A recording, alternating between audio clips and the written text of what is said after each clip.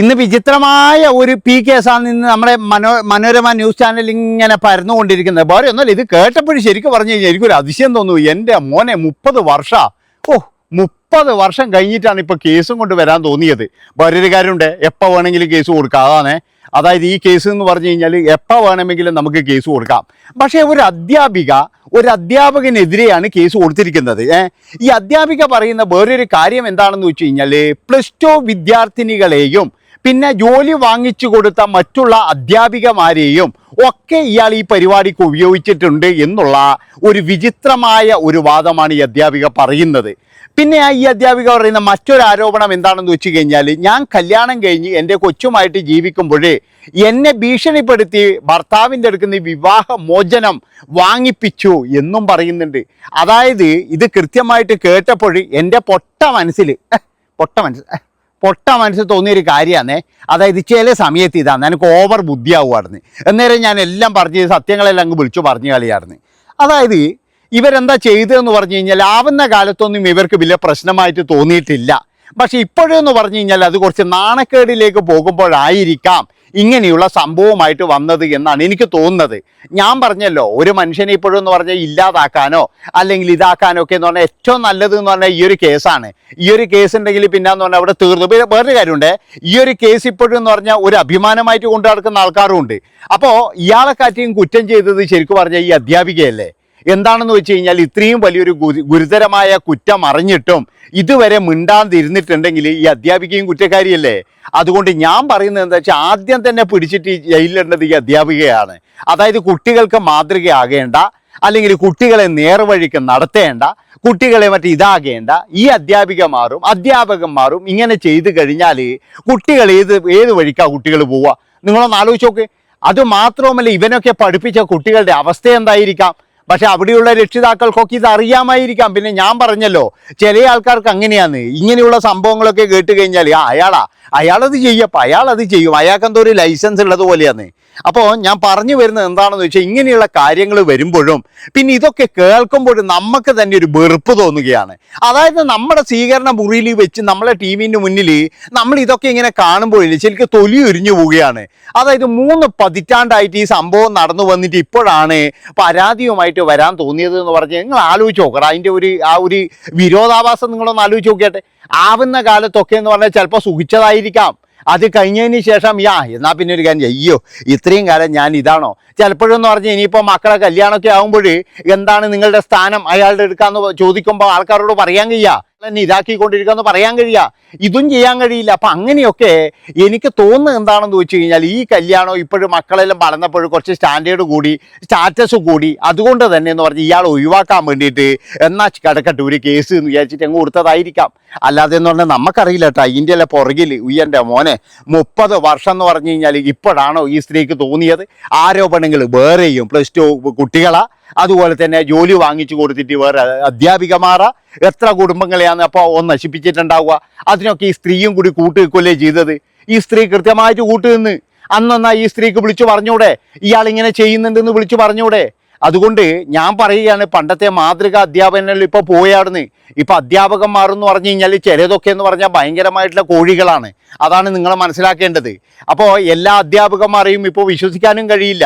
പണ്ടൊക്കെ ആണെങ്കിൽ അധ്യാപകന്മാർ എന്ന് പറഞ്ഞ ഒരു വിലയും കാര്യങ്ങളൊക്കെ ഉണ്ടായിരുന്നു. ഇപ്പം ഇങ്ങനെയുള്ള സംഭവങ്ങൾ വരുമ്പോഴാണ് ഇവരോടൊക്കെ ശരിക്കും പറഞ്ഞു കഴിഞ്ഞാൽ പുച്ഛം തോന്നുന്നതെന്ന് ഞാൻ പറയുള്ളൂ. അതായത് ഭയങ്കര ആവുന്ന കാലം മുഴുവൻ എന്ന് പറഞ്ഞു കഴിഞ്ഞാൽ ഇവരൊക്കെ അഹങ്കരിച്ച് സുഖിച്ച് നടന്ന് കുറേ നാൾ കഴിഞ്ഞിട്ട് 30 കൊല്ലം 95 മുതൽ യാതൊരു ഉളുപ്പുമില്ലാതെ എന്നിട്ട് വന്ന് പറയുകയാണ് 95 മുതൽ എന്നെ ചൂഷണം ചെയ്യാൻ തുടങ്ങിയതാണ്. അതായത് 95 മുതൽ ഇപ്പം ഈ കാലം അത്രയും മനസ്സിലായില്ലേ? എന്നാൽ 96 കൊണ്ടുപോയിട്ടൊരു പരാതി കൊടുത്തൂടെ? അതായത് ആ ഭർത്താവിൻ്റെ ശാപ ഇതെന്നേ പറയുള്ളൂ. അങ്ങനെ അയാളെ ഒഴിവാക്കിയിട്ടുണ്ടെങ്കിൽ, ഇയാളുടെ ഭീഷണിക്ക് വഴങ്ങിയിട്ട് അയാളെ ഒഴിവാക്കി എന്ന് പറഞ്ഞു കഴിഞ്ഞാൽ അത് ഭർത്താവിൻ്റെ ശാപം തന്നെയാണ്. ഞാൻ ഭർത്താവിൻ്റെ കൂട്ടത്തിലാണ്, അയാൾ രക്ഷപ്പെട്ടു എന്ന് വിചാരിച്ചാൽ മതി. അല്ലെങ്കിൽ എന്ന് പറഞ്ഞാൽ അയാൾ ചതിക്കപ്പെട്ടുകൊണ്ടിരിക്കുമല്ലോ.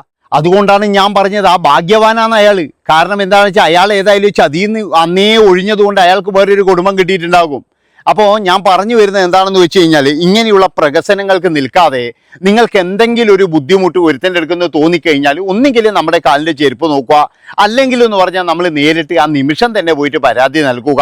അതല്ലാതെ എന്ന് പറഞ്ഞാൽ വർഷങ്ങൾ കഴിഞ്ഞിട്ട് തന്നെ അത് ചെയ്തു ഇത് ചെയ്തു എന്നൊക്കെ പറഞ്ഞാൽ ഇത് കേൾക്കുമ്പോഴെന്ന് പറഞ്ഞാൽ ശരിയാണ്, നിങ്ങൾ അനുഭവിച്ച കാര്യം തന്നെയാണ്, നിങ്ങൾ അനുഭവിച്ചത് നിങ്ങളുടെയൊക്കെ സ്വകാര്യം മാത്രമാണ്, അത് മറ്റുള്ളവർക്ക് മനസ്സിലാവില്ല. എന്നാലും ഇത് കേൾക്കുമ്പോഴെന്ന് പറഞ്ഞു കഴിഞ്ഞാൽ അതായത് എന്തോ ഒരു അരോചകത്വം നമുക്ക് തോന്നുന്നുണ്ട്.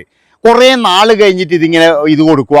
ഇത്രയും സുരക്ഷിതമായ നമ്മുടെ നാട്ടിൽ അതായത് എന്തെങ്കിലും ഒരു പരാതി കൊടുത്തു കഴിഞ്ഞാൽ ആ നിമിഷം എന്ന് പറഞ്ഞു കഴിഞ്ഞാൽ മാധ്യമങ്ങൾ വന്ന് ചാടും. ആ മാധ്യമങ്ങളിലൂടെ പിന്നെ എന്ന് പറഞ്ഞാൽ മാധ്യമ വിചാരണ, കൊത്തിവലി ഇതെല്ലാം കഴിയും. അപ്പോൾ തന്നെ എന്ന് പറഞ്ഞാൽ ഓന് ഏകദേശ ശിക്ഷകളൊക്കെ കിട്ടി. അങ്ങനെയുള്ള ഒരു നാട്ടിലാണ് നമ്മൾ ജീവിക്കുന്നത്. എന്നിട്ടും ഇവരൊക്കെ എന്ന് പറഞ്ഞാൽ ഈ 30 വർഷത്തോളം മിണ്ടാതിരുന്നു എന്ന് പറഞ്ഞു കഴിഞ്ഞാൽ നമുക്ക് വിശ്വസിക്കാൻ കഴിയുന്നില്ല. പിന്നെ ഞാൻ പറഞ്ഞല്ലോ, പിന്നെ എന്താ വെച്ച് കഴിഞ്ഞാൽ ഭയമുണ്ടാകും. അതുപോലെ സമൂഹം എന്ത് വിചാരിക്കുന്നു, സമൂഹം മണ്ണാൻ കട്ടയാന്ന് നടന്ന്. അതായത് ജീവിതത്തിൽ പിന്നെ എന്താ പറയുക, ഒരു സുഖവും ഒരു ഇതും ഇല്ലെങ്കിൽ പിന്നെ മണ്ണാൻ കട്ടയാന്ന്. അതുകൊണ്ടാണ് ഞാൻ പറയുന്നത് ഇത് കൃത്യമായിട്ടെന്ന് പറഞ്ഞാൽ ഈ ഒരേ സ്ഥലത്ത് തന്നെ ഇങ്ങനെ നിൽക്കണം എന്നുണ്ടാ. ഇനിയിപ്പോൾ പരാതി കൊടുത്തിട്ട് അവിടെ ജീവിക്കാൻ കഴിയില്ലെങ്കിൽ അവിടുന്ന് വിട്ടുപോകണം. അതാണ്, വേറെ നാട്ടിലേക്ക് പോകണം. അതായത് വിശാലമായി കിടക്കുമല്ലേ കേരളം, ഏതെങ്കിലും ഒരു നാട്ടിൽ പോകണം. എല്ലാ നാട്ടിലും ഒരേപോലെ ആയിരിക്കില്ല മനുഷ്യന്മാർ. അതാണ് നിങ്ങൾ മനസ്സിലാക്കേണ്ടത്. ചില നാട്ടിലൊക്കെ എന്ന് പറഞ്ഞു കഴിഞ്ഞാൽ ശരിയാണ്, ആ നാട്ടിൽ ജീവിക്കാൻ വലിയ പാടാണ്. കാരണം എന്തെങ്കിലും ഒരു പരാതി അയാൾ വലിയ ആളാണ്, അല്ലെങ്കിൽ അവൻ ഇങ്ങനെയാണ് എന്ന് പറഞ്ഞു കഴിഞ്ഞാൽ ചിലപ്പോൾ നമുക്ക് ജീവിക്കാൻ കഴിയില്ല. പക്ഷെ എല്ലാ സ്ഥലത്തും അങ്ങനെയല്ല. എല്ലാ സ്ഥലത്തും എന്ന് പറഞ്ഞാൽ നല്ലവരുണ്ട്, ഒരുപാട് നല്ലവരുണ്ട്. അപ്പം അങ്ങനെയുള്ള എവിടെയെങ്കിലും പോകണം. അല്ലാതെ എന്ന് പറഞ്ഞു കഴിഞ്ഞാൽ ഈ 30 വർഷക്കാലം എന്താ ഇപ്പം ഭയമില്ലേ, ഇപ്പം ഒന്നും ചെയ്യത്തില്ലേ, അല്ല ഇപ്പം ഒന്നും വേറെ എന്തോ എല്ലാം ഇതായ ഇനി എന്തെങ്കിലും കോംപ്രമൈസ് ആയ ഒന്നുമില്ല. അതുകൊണ്ട് ഞാൻ പറയുകയാണ്, ഇങ്ങനെയുള്ള ഇതൊക്കെ പ്രഹസനങ്ങളാണ്. അതായത് ഭയം കൊണ്ടാണ് പരാതി നൽകാത്തത്. അതുപോലെ തന്നെ ഇങ്ങനെയാണ് ഇതെന്ന് പറയുന്നത്. എനിക്ക് രാവിലെ തന്നെ ഇത് കേട്ടപ്പോഴേ എനിക്ക് തോന്നിയത് ഇവർക്ക് കൃത്യമായിട്ട് നല്ല രീതിയിലുള്ള ദേഷ്യം അങ്ങേരോടുണ്ട്. ഇവർ തമ്മിൽ എന്തോ ഒരു ബന്ധമുണ്ട്. ഞാൻ പറഞ്ഞല്ലോ, ഒരിക്കൽ നമ്മൾ പി ആണ്, രണ്ടാമതും പി ആണ്, മൂന്നാമതും പി ആണ്, നാലാമത് പി ആയിരിക്കോടോ, അഞ്ചാമത് പി ആണോ? ഇതെന്താ ആയുഷ്കാലം മുഴുവൻ പി എന്ന് പറഞ്ഞു കഴിഞ്ഞാൽ ഇതെന്താ പരിപാടി? അതാണ് ഞാൻ ചോദിക്കുന്നത്. അതുകൊണ്ട് ഇതെന്ന് പറഞ്ഞു കഴിഞ്ഞാൽ ഇവർ തമ്മിൽ എന്ന് പറഞ്ഞ ഒരു ബന്ധം ഉണ്ടായിരുന്നു.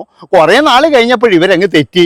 ഇപ്പോഴെന്നാ പിന്നെ ഞാൻ നിനക്ക് കാണിച്ചു തരാം, നിന്റെ പണ്ടത്തെ കാര്യങ്ങൾ മുഴുവൻ ഞാൻ അടുത്ത് വെളിയിലിടും എന്ന് പറഞ്ഞിട്ട് എന്നോട് ഇങ്ങനെ ചെയ്തിട്ട് ഇങ്ങനെ പറഞ്ഞിട്ടുണ്ട്, അതുപോലെ തന്നെ ഇങ്ങനെ പറഞ്ഞിട്ടുണ്ട് എന്ന് പറഞ്ഞ് ഒരുപാട് കാര്യങ്ങൾ ഇങ്ങനെ. ഇനിയിപ്പോൾ അതിനൊക്കെ എന്ന് പറഞ്ഞു കഴിഞ്ഞാൽ തെളിവുകൾ കൊടുക്കാനുണ്ടെങ്കിൽ നിങ്ങൾ ഓക്കെയാണ് പറഞ്ഞത്. അതാ നിങ്ങൾ എൻ്റെ കയ്യിൽ ഡിജിറ്റൽ തെളിവുണ്ട്, വീഡിയോ ഉണ്ട്, ഇന്നാൾ ഇന്ന പോലെ ചെയ്തിട്ടുണ്ട് എന്ന് പറഞ്ഞ് തെളിവൊക്കെ കൊടുക്കാനുണ്ടെങ്കിൽ ഓക്കെ. അല്ലാതെ എന്ന് പറഞ്ഞു കഴിഞ്ഞാൽ ഈ വായിയോണ്ട് വന്നിട്ട് പറയുമ്പോൾ ഇത് രണ്ടും ദേഷ്യം തീർക്കാനാണെന്ന് എല്ലാവർക്കും അറിയാം. അതുകൊണ്ട് ഞാനൊരു കാര്യം പറയുകയാണ്, ഇങ്ങനെ വന്നിട്ട് അപമാനിതയാകരുത് ഒരാൾ പോലും. അതായത് എന്ത് നേട്ടത്തിന് വേണ്ടിയിട്ടാണ്? ഈ 58 വയസ്സായിട്ടുണ്ടാവുമെന്ന് എനിക്ക് തോന്നുന്നത്. ഇപ്പോഴും ഈ ഒരു 30 വർഷം ബാക്കുള്ള കഥയാണെങ്കിൽ ഇപ്പം അവർക്കെന്ന് പറഞ്ഞാൽ ഒരു 55 വയസ്സ് 56 വയസ്സായിട്ടുണ്ടാവും. ഇനിയിപ്പോഴും എന്ത് നേട്ടം കിട്ടാനാണെന്ന് എനിക്കറിയില്ല.